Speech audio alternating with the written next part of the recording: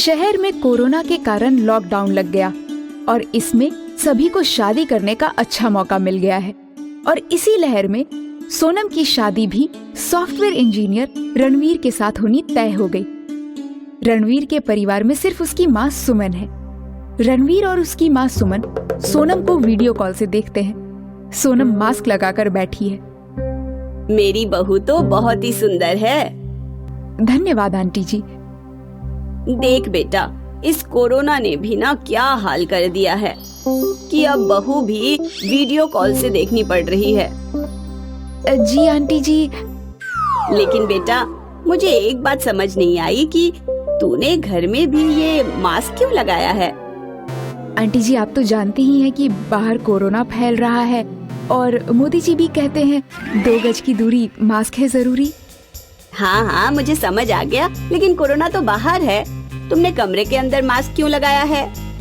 वो क्या है ना आंटी जी कि कोरोना खिड़की के रास्ते से भी तो आ सकता है ना। हो, सही कह रही हो, क्योंकि 5G की स्पीड है तो कहीं से भी आ सकता है। मैं आपको अपनी फोटो व्हाट्सएप कर दूंगी, आप वहाँ देख लेना। ठीक है, अब तुम रणवीर से बात कर लो। रणवीर और सोनम वीडियो कॉल से बातें करने लगते हैं और रिश्ता पक्का हो जाता है। कुछ दिन बाद दोनों की चट मंगनी पट ब्याह भी हो गया।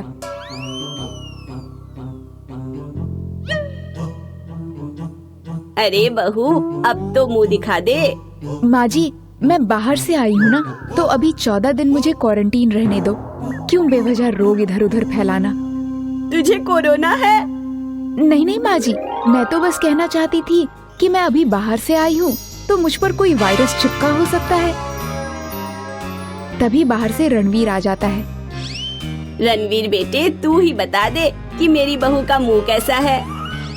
माँ, अभी कोरोना टाइम है, वो क्वारंटीन है। मैंने खुद ने ही उसका मुंह नहीं देखा और मुझे तो एहसान मानना चाहिए कि उसने पीपी किट नहीं पहनी है। अगर 14 दिनों तक वो पहनकर घूमती तो मैं तो अब तक हॉस्पिटल पहुंच चुका होता। रणवीर कहकर अपने कमरे में चला जाता है और सोनम भी काम में लग जाती है। सोनम अपने कमरे में होती है। मैं इस मास्क से परेशान हो गई हूँ, कब तक लगा कर रखूं इसे। ऐसा करती हूँ, अभी कमरे में कोई नहीं है, मैं ये मास्क कुछ समय के लिए उतार देती हूँ। सोनम अपना मास्क उतार देती है और उसके लंबे लंबे दांत दिखने लगते हैं। अचानक ही सोनम की सास सुमन भी कमरे में आ जाती है और वो सोनम की शक्ल देखकर डर जाती है और वो बेहोश होने ही वाली होती है, लेकिन बच जाती है। तुम माँ बेटी ने मिलकर हमारे साथ धोखा किया है, ये बर्दाश्त नहीं होगा। मैं भी तो कहूँ कि इस मास्क को घर में भी क्यों नहीं उतार रही है। कोरोना का बहाना बनाकर एक लंबे दांत वाली बहू हमारे गले बांध दी।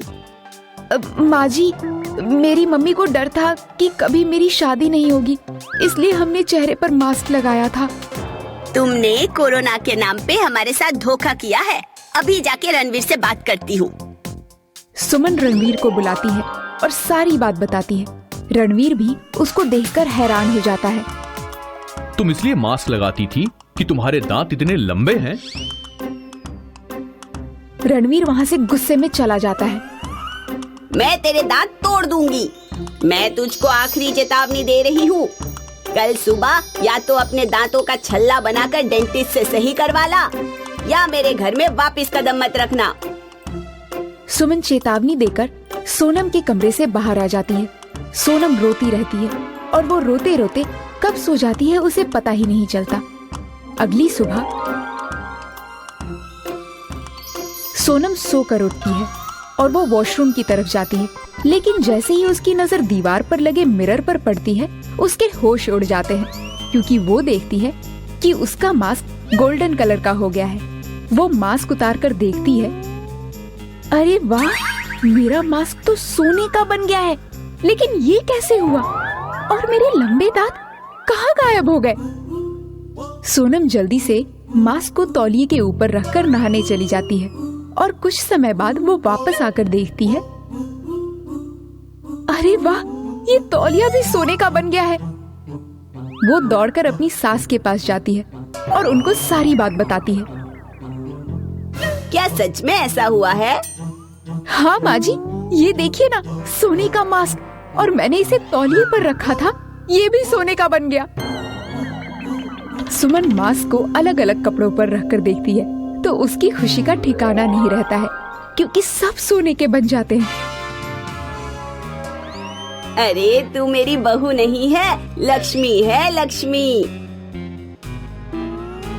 सोने का मास्क पाकर रणवीर और उसकी माँ को खुशी का ठिकाना नहीं रहता। अब वो दोनों सोनम को बहुत अच्छे से रखने लगे। मीरपुर गांव में रामदास अपनी पत्नी मीरा के साथ रहता था। रामदास मछलियां बेचने का काम करता था। आज नाश्ते में क्या बना है? मछली, पनीर की सब्जी, अरहर की दाल और ऑमलेट तैयार किया है।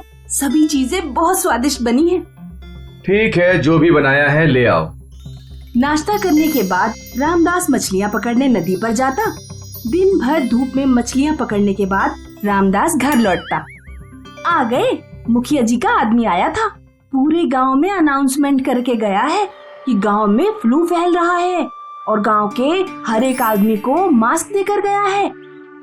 ये रहा तुम्हारा मास्क। मास्क लगाने से क्या फ्लू नहीं होगा? हाँ, वो कह रहा था कि ये मास्क सरकार ने भिजवाए हैं। इस मास्क से 100% प्रोटेक्शन है और एक बार अगर किसी का मास्क खो गया ना तो दोबारा नहीं मिलेगा। और बिना मास्क के घर से बाहर निकलने की इजाजत किसी को नहीं है। ठीक है, अब सूचनाएं देना बंद करो और खाना लगाओ। क्या बनाया है? आलू, गोभी, मटर, टमाटर, टिंडे, भिंडी और मछलियाँ मिलाकर बहुत बढ़िया मिक्स वेज बनाई है। ठीक है, जो भी बनाया है ले आओ। अगले दिन गांव में सब मास्क पहनकर घूम रहे होते हैं। रामदास भी मास्क पहनकर मछलियाँ पकड़ने निकलता है। रामदास जब शाम को जाल से निकालकर मछलियाँ बाल्टी में डाल रहा होता है तो वो देखता है कि एक मछली के मुंह में सोने की अंगूठी है। रामदास अंगूठी देखकर चौंक जाता है। वो अंगूठी लेकर अपने घर पहुंचता है। देखो, आज मुझे मछली के मुंह में क्या मिला है, एक सोने की अंगूठी। ईश्वर ने जरूर तुम्हें तुम्हारी ईमानदारी और मेहनत से खुश होकर दिया है। रामदास उस अंगूठी को बेचकर एक बड़ा सा घर बनाता है और एक कार भी खरीद लेता है। अब रामदास कार से मछलियाँ पकड़ने जाता और मछलियों को कार में रखकर ही घर ले आता। इस तरह रामदास और उसकी पत्नी खुशहाल जीवन बिताने लगे। रामदास के पड़ोस में राघव नाम का एक दूधिया रहता था। राघव रामदास से बहुत जलता था। रामदास ने तो मछलियों का व्यापार करके महल खड़ा कर लिया और मैं अभी झोपड़ी में ही पड़ा हूँ। ये मेरी गाय तो बिल्कुल दूध ही नहीं देती, इसी के कारण मैं गरीब हूँ। लेकिन रामदास को गरीब बनाने का एक उपाय है। गांव में फ्लू फैला हुआ है, अगर मैं उसका मास्क चुरा लूं तो रामदास घर से बाहर ही नहीं जा पाएगा। रात में जब रामदास उसकी पत्नी सो जाते हैं तो राघव रामदास के घर में घुस जाता है और रामदास और उसकी पत्नी का फेस मास्क चुराकर अपनी गाय को खिला देता है। अगले दिन रामदास जब काम पर निकलने वाला होता है तो वो पूरे घर में फेस मास्क ढूंढता है, लेकिन उसे नहीं मिलता। दोनों फेस मास्क गायब हैं। अब मैं बाहर मछली पकड़ने कैसे जाऊं? और फ्लू तो साल भर खत्म होने वाला नहीं है। रामदास अपने पिता की फोटो के सामने रोने लगता है। तभी रामदास के पिता की आत्मा प्रकट होती है। रो मत बेटे और बहू, मैं तुम्हें जादुई मास्क देता हूँ, वो बहुत सारे काम कर सकता है। पिताजी की आत्मा रामदास और उसकी पत्नी को एक जादुई मास्क देकर गायब हो जाती है। रामदास की पत्नी जैसे ही जादुई मास्क पहनती है, उसकी सूंघने की शक्ति एकदम से बढ़ जाती है। तुम्हारे कपड़ों में से लेडीज परफ्यूम की महक क्यों आ रही है? अरे बाजार में मछलियाँ बेचने जाता हूँ तो बहुत सारी औरतें भी मछलियाँ खरीदने आती हैं। थोड़ी दूर से मछलियाँ बेचा करो उन्हें।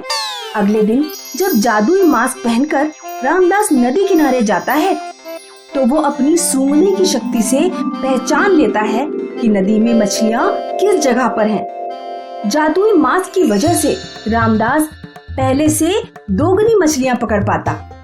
अब हम अपनी कंपनी खोलेंगे और मछलियाँ निर्यात करना शुरू करेंगे। जादुई मास्क की वजह से रामदास का धंधा दोगुना हो गया। एक दिन रामदास और उसकी पत्नी जादुई मास्क के बारे में बातें कर रहे थे। आज हम जो भी हैं, पिताजी द्वारा दिए गए इस जादुई मास्क की वजह से हैं। राघव खिड़की से रामदास की सारी बातें सुन लेता है। जब रामदास और उसकी पत्नी मास्क उतारकर सो जाते हैं, तो राघव उनके घर में घुस जाता है और जादुई मास्क चुराने की कोशिश करता है। राघव जैसे ही जादुई मास्क छूता है, उसे करंट लगता है और वो बेहोश होकर गिर पड़ता है। अगले दिन जब रामदास और उसकी पत्नी सोकर उठते हैं, तो वो राघव को अपने घर लेटा हुआ पाते हैं। रामदास और उसकी पत्नी समझ जाते हैं कि राघव ही वो चोर है। उसने ही पुराने मास्क चुराए थे और अब वो जादुई मास्क चुराने आया था। रामदास राघव को पुलिस के हवाले कर देता है।